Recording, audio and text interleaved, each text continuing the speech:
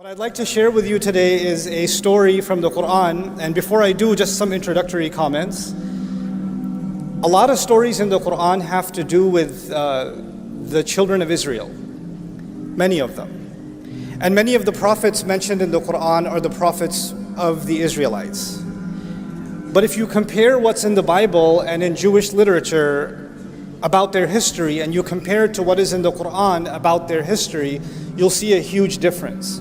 There's a lot less in the Quran. Allah chose in His final revelation to be very selective about which stories He's going to choose for His book.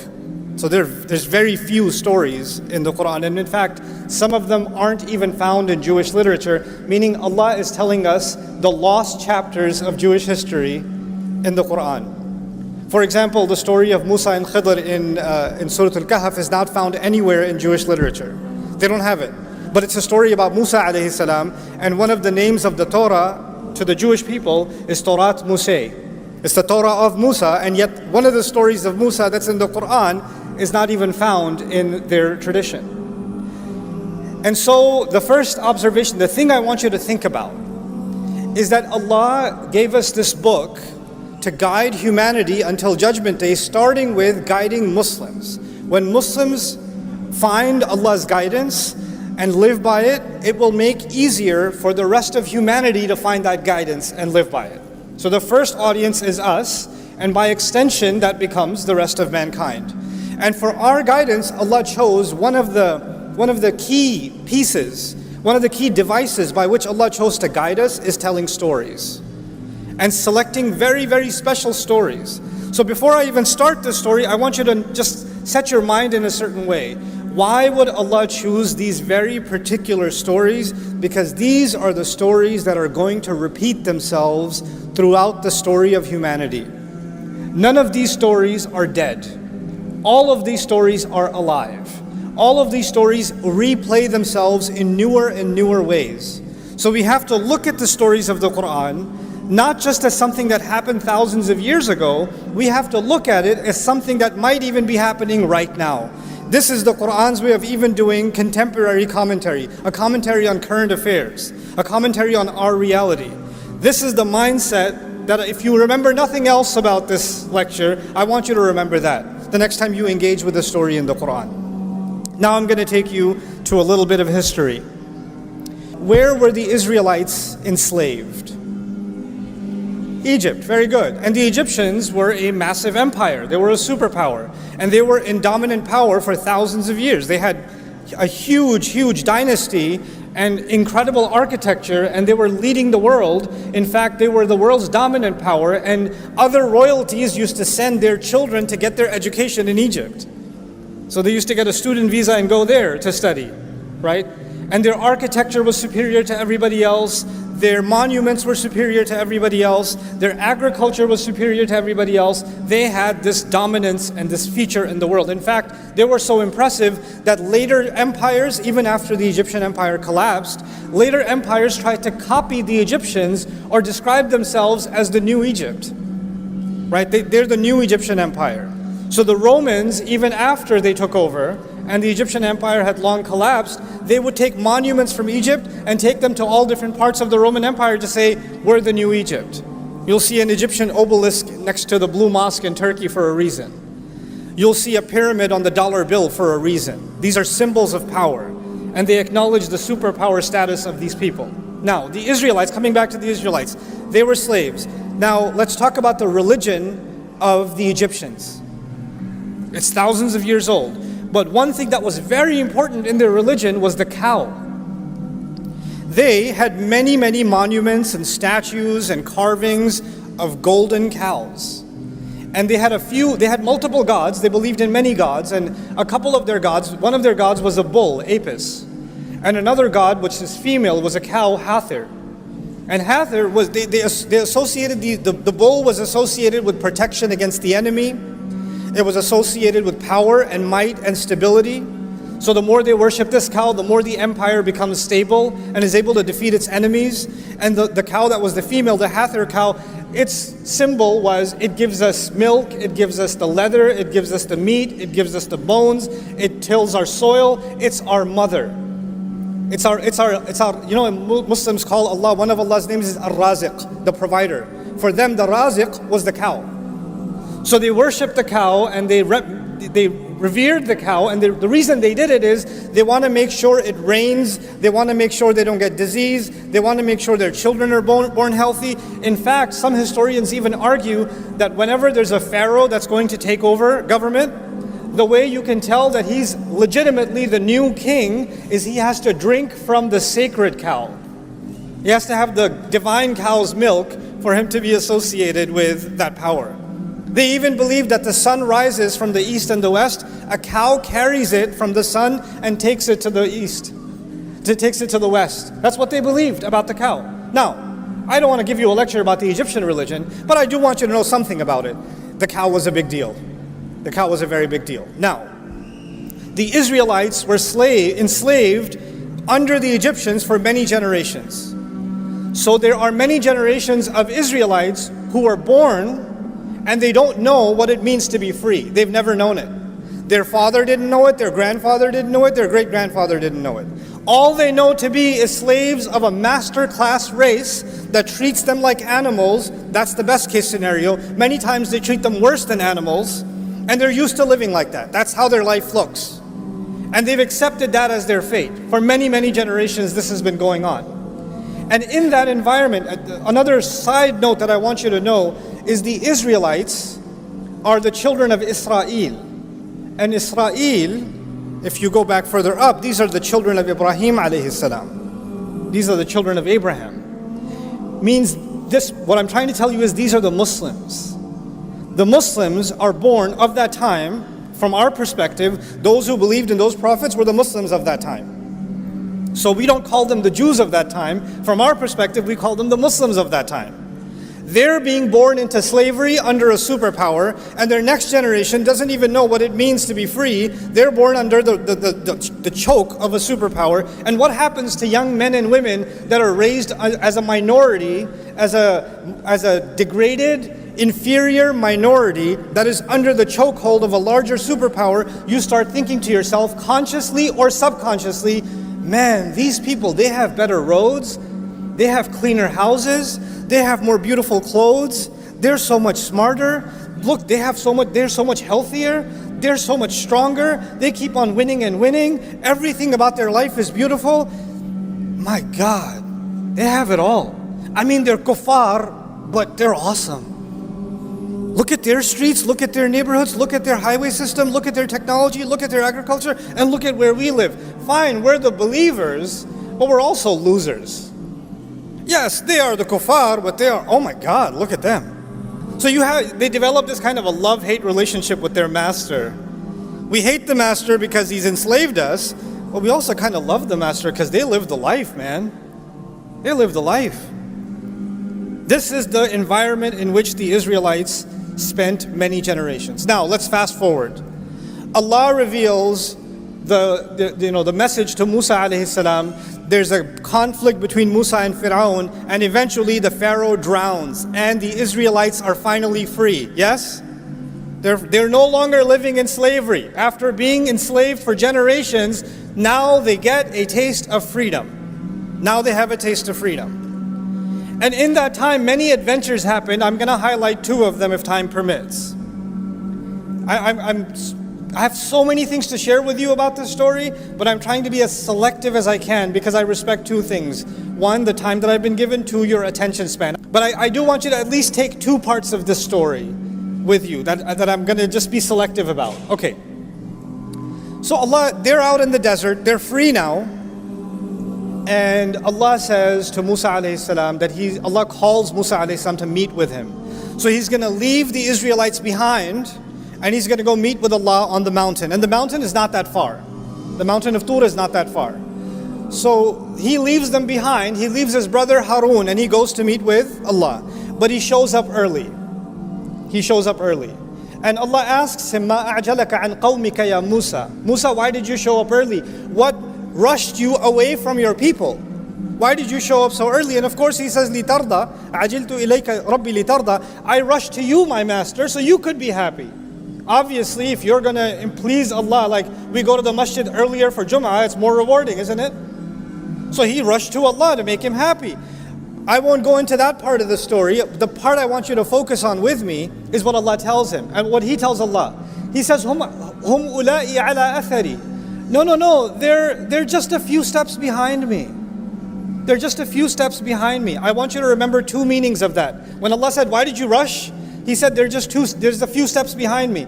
Number one, it means they're not that far away. If there's any trouble, I'll just run back down and I can get there in 20 minutes, no problem. That's one meaning. The other meaning is, look, they followed me through the water. They followed me and they fought their fear against the Pharaoh and they crossed this desert with me and they've seen so many miracles. I'm pretty sure they're going to respect my leadership if I'm just gone for 10 extra days. Nothing's going to go wrong. They're still on my footsteps. They're still, I'm pretty sure they're going to be okay. And Allah says, actually, Samiri, there's a fellow named Samiri, a foreign name actually. He has put them in trouble. He's confused them. He's created chaos among them. So now I'm going to take you to Samiri and what chaos was created. While Musa alayhi salam was gone, this fellow Samiri, basically what he does is he collects all of their gold. Whatever gold they had from all their savings, they collected and they ran off from Egypt. And somehow he collects all of it from them, melts it down, and turns it into the statue of a guess what? A golden baby cow. A golden cow. Which suggests a couple of things. One, it might suggest that they didn't have enough gold to build a cow, so they had to go with a baby cow. Right? So that might be one reason. Another reason might also be, if you study the ancient Egyptian religion, they would take the baby calf, bring it into the temple, put gold on it, and then put it in a special area where nobody will bother it until it grows up, because it's meant to be a godlike cow that was specially chosen. So he's like starting off with a baby cow. He's starting there. Now, this whole cow business, does it have anything to do with Islam or does it have to do with the Egyptian religion? This is the Egyptian religion for thousands of years. And these Israelites lived as slaves and psychologically occupied for many generations under the Egyptians, yes? So all of a sudden he builds them this cow and he makes openings in it so when the wind blows it makes a mooing sound. And all of a sudden you find that many Israelites are now worshiping this cow.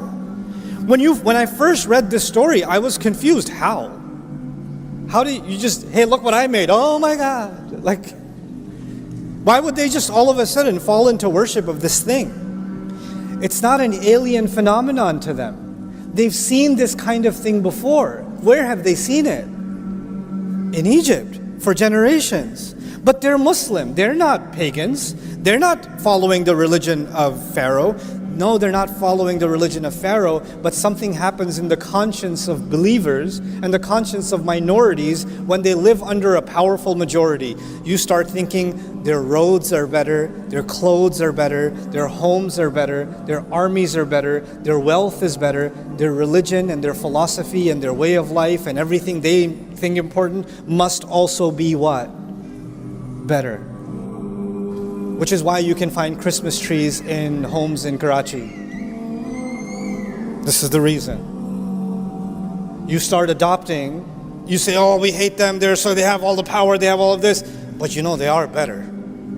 They are, and you start taking some of those values and you start mixing them in with your religion. And you say to yourself, well, I mean, if they became a superpower, obviously they were doing something right. And if they keep praying to these cows to protect them and to nourish them, clearly they got protected and they got nourished. So it's not like they're all wrong. Fine, I'm Muslim, but I mean, I don't want to take my chances. It can't be, it's not like I'm leaving Islam. It's just a little bit, it's shirk with a lowercase s. Right? It's not that bad. So they tell themselves that this is okay. Anyway, so as they do this and they accept this cow for worship and all of that, Musa alayhi salam comes back and he's absolutely shocked, right? And the reason I wanted to share this story with you is two parts. One part of it is, why did Samiri do this? What got into him? Like what was his agenda? We need to understand Samiri because he's important enough that Allah named him in the Quran. Like that's a big deal. Most people don't get named. He got named. And the other side, I want you to understand what happened to the Israelites. Because again, these stories will live forever. Samiri. Let's start with Samiri. Musa alayhi salam comes back and asks him, after he's done yelling at them, he yells at his brother, he gets angry at his brother. We're not talking about that. We're talking about how did he deal with Samiri. Ma khatbuka ya Samiri? Hey, what's your deal, Samiri? What'd you do this for? Why did you do this? And he has the strangest answer. He said, قَبَضْتُ قَبْضَةً مِّنْ أَثَرِ الرَّسُولِ. He said something that I found very confusing. He said, I grabbed a handful of the footprint of the messenger. If I'm translating literally, I grabbed a handful of the footprint of the messenger. When I read that in the Quran, look, I'm an inquisitive person. I don't just say, oh, okay, and I move on. I say, what? Huh? What? Footprint, messenger? The messenger's all the way up. Did he follow Musa alayhi salam and grab some dust of his footprint? What's going on? Then you read the commentaries and you find many people commenting, many mufassirun commenting, that he somehow saw Jibreel alayhi salam on a horse. And the horse, everywhere the horse stepped, plants started sprouting. So he saw that the footsteps of the horse of Jibreel alayhi salam produces life. So he grabbed a little bit of the dust from under the hoof of the horse of Jibreel alayhi salam, and he put that onto the cow, and the cow came to life. Except none of that is in a hadith, none of that is authenticated by the Sahaba, none of that is found in the Quran. And according to Ibn Ashur rahimahullah, I'm very impressed with his work in his tafsir at-Tahrir wa Tanweer, says this has no authenticity at all. Even goes against the text of the Quran. So then what does it mean that I grabbed a piece of the footprint of the messenger? I'd like to offer an alternative understanding. You remember I said the word athar. Musa alayhi salam was with Allah. Allah said, why did you come so quickly? He said, they're right behind my footsteps. Remember footsteps? Hum ula'i ala athari. And it meant two things. It meant footprint. What else did it mean? That they're closely following me. Samiri sees an opportunity. These people, their Islam is not that strong. They don't really understand the revelation, but they're culturally still very attached to the dominant culture of the Egyptians. I can create a religion, an alternative religion that I'm not going to say it's not Islam, I'm not going to say it's shirk, I'm not going to say it's the religion of the pharaohs, I'm still going to call it Islam, but I will create a cult within them that are still impressed with the old ways, and that way I will have a handful of the kind of impact and following that is meant for the messenger.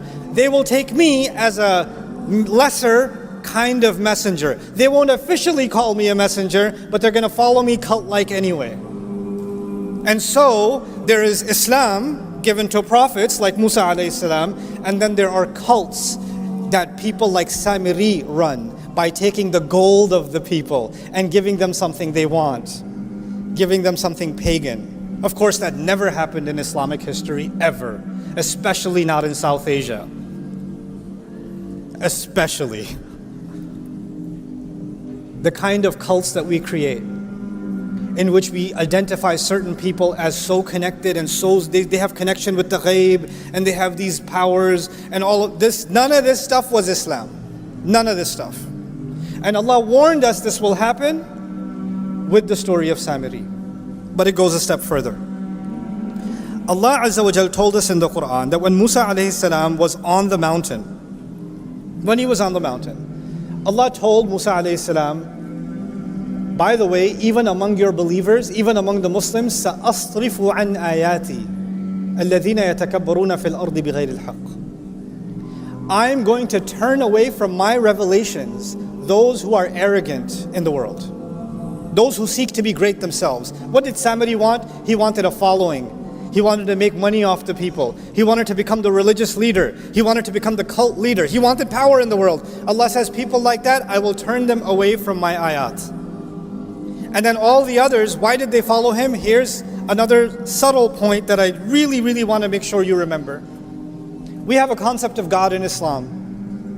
And the Egyptians had different gods, deities in their religion. And Hinduism has gods. Christianity has a concept of God. Judaism has a concept of God. What separates Islam's concept of God, especially from pagan religions? Especially like the religion of the Egyptians. The religion of the Egyptians, the way if you can understand this simply, it's transactional. I give the God something, he gives me something back. I sacrifice something for that God, he gives me freedom. I make sure I build a golden statue in his name, he protects the country, etc., etc. It's always a transaction. You give, we give and get, give and get, give and get. And so the Israelites are now, their concept of God itself, even though they believe in one God, has now been corrupted into a God that is transactional. So okay, we'll follow this God through the water, end up in the desert, but what kind of God is this? If he's really on our side, he should hook us up like the God of the Egyptians. He should send us rivers and vegetation and all of it. Why is he giving us this one cloud and just manna and salwa? Can you bring some salad over here? Like, fumiha wa adasiha wa bathaliha wa qithaiha wa fumiha wa adasiha. Where are the vegetables? Why isn't this God giving us a better menu option? Why? Because in their mind, their God became entirely transactional. But that's not from Islam, that's from the pagan religion. Of course, Muslims would never fall into such a trap, especially not in 2024. I made so much dua, I even prayed tahajjud, I even decided to pray 5 times, and I still failed my medical boards. Of course, we would never become transactional. I stopped praying because Allah doesn't answer my prayers on my terms. I wanted that job, I didn't get that job, and now I have to drive an Uber until I find another job. That's why I'm just disappointed with Allah, because I did my part, he didn't do his part. This was the pagan religion. This was not the religion of Islam. We started making our religion transactional. And what is the offering of those religions? They offer you the transaction. Make this offering, your child will be protected. Make this offering, it's going to rain. Make this offering, this is going to happen, that's all it is. It's all transactions. So we're done with Samiri. There are going to be Samiris in the world that are going to try to take believers away from the ayat of Allah, to pull them into cults, to keep them away from revelation. Allah described their tactic.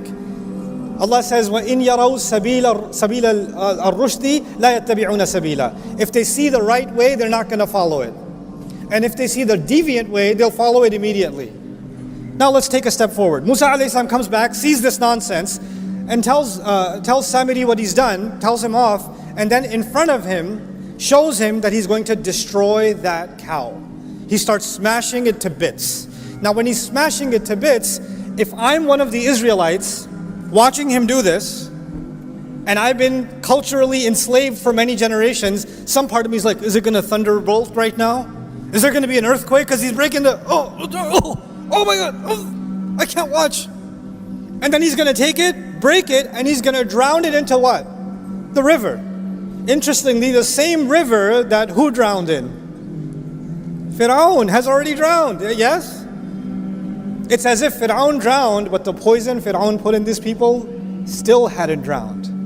That also needs to drown. That's Samiri, fine. What about the other side? The other side is the people who followed him, the people who believed him. They still, even if the idol is broken on the outside, that doesn't necessarily mean the idol inside has broken. They still possibly believe it. So Allah reveals this interesting test to them that I had my beloved friend Ibrahim recite. Allah commands you to slaughter a cow. He tells the Israelites, you need to slaughter what? All of you are going to slaughter a cow. Now, okay, Samiri will face the curse of the cow that he wrecked. But now all of you better slaughter your cow. What is that going to prove? You no longer have any special connection with the cow. The idol worship that is inside you, hiding somewhere, needs to be broken. The cultural colonization that you're still living under needs to be broken. It needs to be slaughtered. And when they first heard this, they were in shock. By the way, when Samiri asked them to worship a cow, did they do it immediately? Yeah. But when Musa asked them to slaughter a cow, did they do it immediately? No, they said, what, are you kidding? أَتَتَّخِذُنَا هُزُوًا? You think we're a joke? Are you taking us for a joke? They got offended. They got shocked. What did Allah tell Musa on the mountain while they were doing this? Allah said to him, if they were to be called to the right way, they won't follow it. And if they see the wrong way, they will follow it. So what is going to happen to these people that get away from the revelation? When they see something crooked, easily followed. When they see the right way, they start asking a lot of questions. It's so complicated. I'm not sure. I have a lot of questions about salah. Where are you supposed to put your hands? I don't know where to put my hands. How far apart should your feet be? It's so hard, it's so difficult. But the Christmas tree is really easy. The wrong thing's super easy, but the right thing, I got a lot of questions. What kind of cow? I'm confused. What kind of cow? And what did Allah do? Allah said, a cow that's never been bothered. It's not too young and not too old. Which, by the way, not too young and not too old, perfect age, that would be the sacred cow in Egypt, isn't it? And then they said, oh, okay, yeah, fine, but color. And what color did Allah say? What color? Anybody know? Yellow, golden. Because you're meant to slaughter the gold. The more they're asking because they don't want to do it. And the more they're asking, the answer is taking them more directly to the one thing they don't want to do. It's taking them right back in that direction. And then he says, La shiyat, the last time they asked, okay, fine, we're confused. Can you just tell us more about this cow? Oh, it's a cow that's never been put to work. It's been left alone. It doesn't have a single blemish or a tarnish. Guess what? The sacred cows of Egypt, did they put them to work in the farm? No, they kept them in special areas and gave them luxury life. Right? It would be ironic if they gave them leather sofas. That would be kind of funny. But anyway. But the idea is, Allah is now describing the cows of Egypt by the story. And what's the most amazing part of this at the end is, Allah says, فَذَبَحُوهَا, they finally did slaughter it. But then Allah says, وَمَا كَادُوا يَفْعَلُونَ, and they almost didn't do it. Listen to that. They almost didn't do it. Why would Allah say that?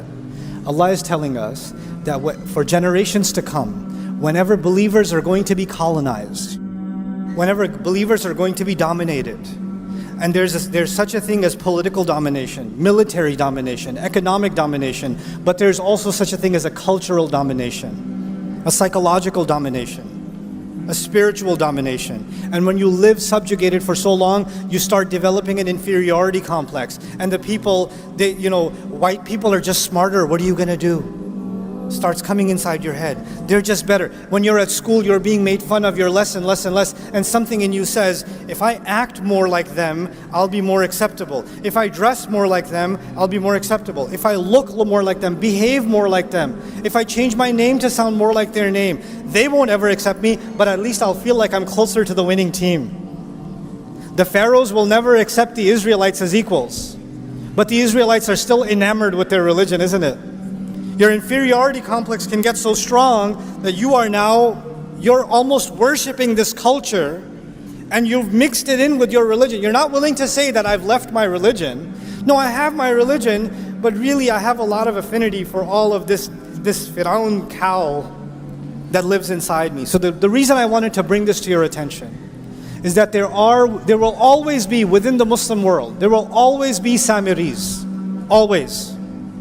And there will always be Muslims who are going to be susceptible to having reverence for their own version of the cow. There's going to be something cultural, something economic, something in our practices. And we're going to have to take a deep look within ourselves.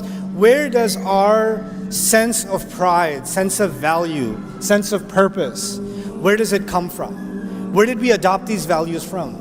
Why are we so committed to being this way or that way? When you have a young child in school and they are trying to copy all of their other friends, and they're yelling and screaming at home because they don't have a device that all their other friends got for their birthday or whatever else, they're having a tantrum. What are we already preparing these kids for? The worship of the new cows of this generation. That's what we're preparing them for. Instead of being able to think for themselves and free themselves from it. Allah gave us these stories because these problems will never die. And we have to be aware of these problems so we can be mindful of them. This is the last bit of my message that I want to share with you tonight. This story occurs in Surah Al-Baqarah, towards the beginning of Surah Al-Baqarah. And the latter half of Surah Al-Baqarah, Allah told us that He made us a balanced nation. وَكَذَلِكَ جَعَلْنَاكُمْ أُمَّةً وَسَطًا. That's what He told us. Why is Allah talking about the Israelites first? You know what an orientation is? Here's the people that came before you that had your job. Here's why they got fired. You're up next. Don't make their mistakes.